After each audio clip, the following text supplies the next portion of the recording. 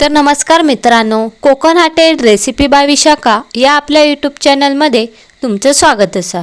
आज मी तुमका अशी एक आयुर्वेदिक भाजी दाखवतले।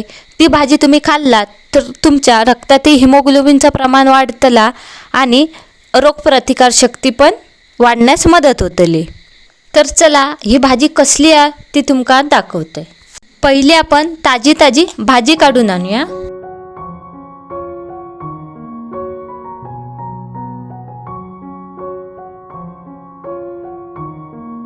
ह्या पानाचा झाड नसता, याचो वेल असता। एका दुधुर्ल्याची वेल बोलतात। तुम्ही असो दुधुर्ल्याचो वेल कधी बघलेलात काय? जर बघलात असाल तर कमेंट करून नक्की सांगा। आणि ह्या दुधुर्ल्याच्या वेलीक तुमच्याकडे एका काय बोलतात तर आपण कमेंट करून सांगू विसरू नका। ही बघा, दुधुर्ल्याची पानं अशी असतात आणि ही दुधुर्ल्याची कोवळी पानं घ्यायची, जून पानं घ्यायची नाही। या वेलीत छोटी छोटी पानं आहेत ना, ती कोवळी असतात, ती अशी कोटून घ्यायची। कुठली ना काय का ह्या वेलीक ना ढीग असते बघा पांढरं।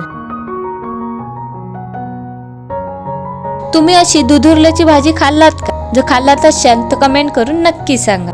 तर मी अशी दुधुर्ल्याची सगळी पानं काढून घेते। बघा, काजीवर दुधुर्ल्याची वेल गेल्या। दुधुर्ल्याच्या वेलीक बघा फुलं इलत, ह्या फुलांची पण भाजी बनवली जाते। बघा, सगळी अशी मी दुधुर्ल्याची भाजी काढून घेतलंय।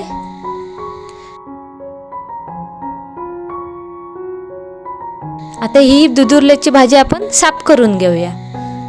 तर बघा, ह्या पानांका जो असो होल असतात तर तो होल असो थैना असा अर्धा ह्या पान काढून टाकायचा आणि ही पानं अशी सगळी मी साफ करून घेते। सगळ्यात पानांका असे होल नसतात, काय पानांका असतात। ती पानं जर तुम्ही नाही घेतलात तरी चालत। मी सगळी अशी भाजी साफ करून घेते आणि ह्या पानार पाठीमागे किडी विडी असले तर ती पानं घ्यायची नाही, चांगली पानंच घ्यायची। आता मी सगळी भाजी साफ करून घेतलंय। आता ही मी 4 ते 5 वेळा धुवून घेते। बघा, मी भाजी चांगली धुवून घेतलंय। आता ही भाजी आपण बारीक कापून घेऊया।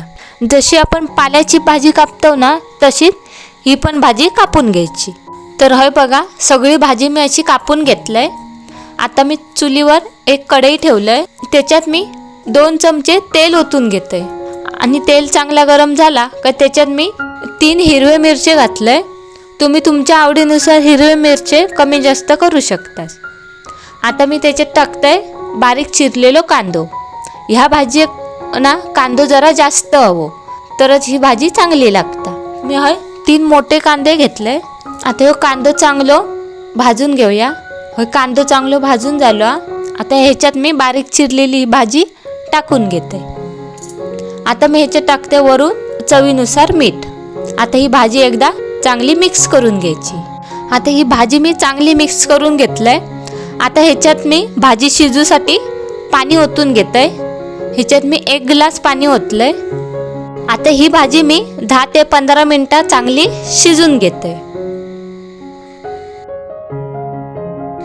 आता बघा, ही भाजी चांगली मी शिजून घेतलंय। आता ह्याच्यात मी ओला खोबरं टाकून घेते आणि ही भाजी परत एकदा मिक्स करून घेते। तर तयार असं आपली दुधुर्ल्याची भाजी। ही भाजी तुम्ही एकदा तरी नक्की करून बघा।